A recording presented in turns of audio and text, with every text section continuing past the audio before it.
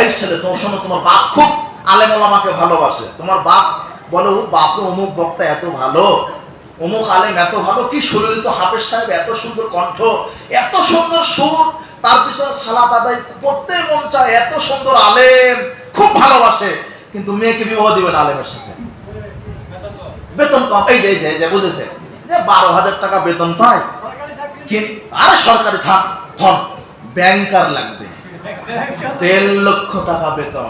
এই যুবক, তোমার বাপ 10 বার হজ করে এসেছে, এরপরে তোমার বাপ শুধু মুখে হুজুরকে ভালোবাসে, কিন্তু মেয়ে বিবাহ দিবে না। মেয়ে দিবে কার সাথে? সুদখোরের সাথে। ওই যে টাকা, মোটা অঙ্কের টাকা, 1.5 লক্ষ টাকা বেতন। আচ্ছা শোনো, বাংলাদেশের এই যত ব্যাংক আছে, ব্যাংকে চাকরি করা হারাম আমি বলছি না, সুদী ব্যাংকে চাকরি করা হারাম। বাংলাদেশে মনে হয় সুদী ব্যাংক নাই, তাই না?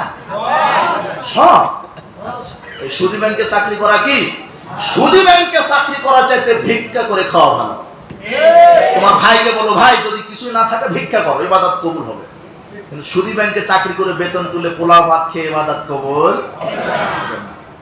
বিচারের মাপ এই জন্য, এখন গাওয়াজনি করে কোনো লাভ নাই। তোমার বাপ ওই যে ইমামকে শুধু ভালোবাসে, ভালোবাসার নমুনা কি জানেন? হুজুর, মেয়ের বিবাহ তো ঠিক করে দিয়েছি, আপনাকে এত ভালোবাসি, আপনি বিবাহটা পড়িয়ে দিবেন। হ্যাঁ, বুঝলেন কথা? আপনি বিবাহটা পড়ে দিবেন, একটু পর্যন্ত ভালোবাসা। কিন্তু মেয়ের বিবাহ কার সাথে? এই হারামখোরের সাথে, যে ইয়াবা খায় কয়েক, গাঁদা ছাড়া চলেই না, বড় বোতল ছাড়া চলেই না, আর ওযু তো শিখেনি, নামাজ তো বহু দূরের কথা। কি এই বেনামাজের সাথে মেয়ে দিয়েছে, খাটাস। কিন্তু 10 বার হজ করে এসেছে, মেয়ে বিবাহ দিয়েছে কার সাথে? বেনামাজের সাথে মেয়ে বিবাহ দেওয়া কি